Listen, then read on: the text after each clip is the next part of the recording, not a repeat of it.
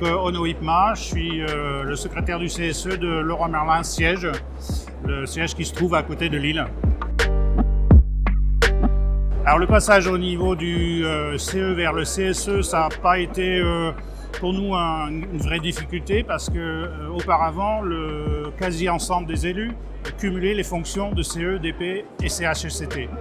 Et donc en soi, ça ne nous a pas posé tant de soucis que ça.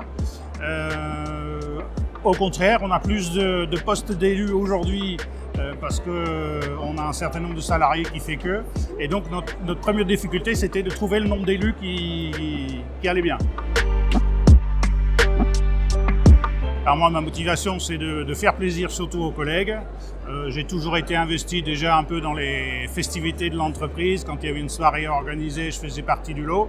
Et donc mon envie, c'était surtout de faire plaisir aux collègues.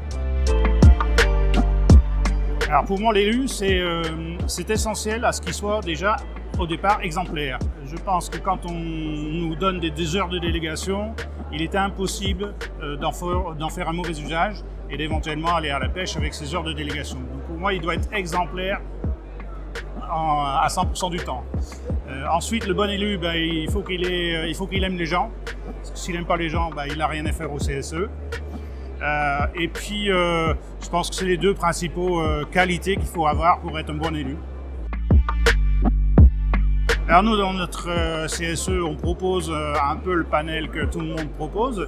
On a bien sûr des voyages, on fait des voyages de week-end, donc plutôt pour les célibataires, les couples, éventuellement avec les enfants, mais souvent les 2 ou 3 jours, ça s'adresse plus à cette partie des salariés. Ensuite, on fait des vacances d'1 semaine sur les vacances de Pâques. On fait des chèques vacances pour élargir l'offre à tous les salariés qui le souhaitent. On fait bien sûr des sorties dans des parcs d'attractions. On pousse la culture, on fait pas mal de concerts.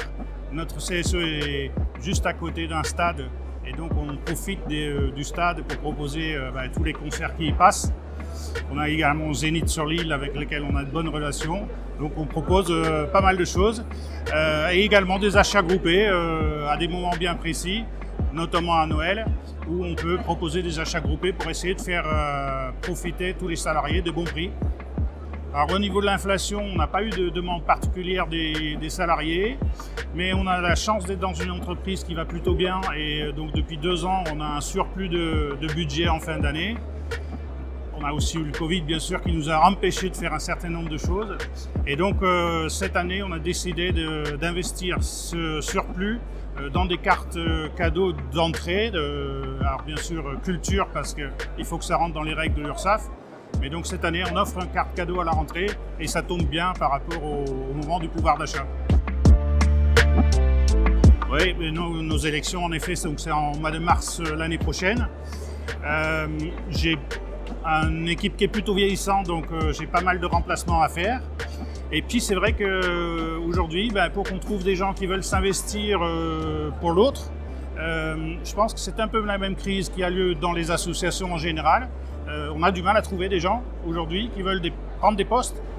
Et au CSE d'autant plus parce que c'est toutes des postes à responsabilité, on a tous la même responsabilité dans le CSE et donc on s'expose et ça je pense que les gens ils ont de plus en plus de mal avec ça.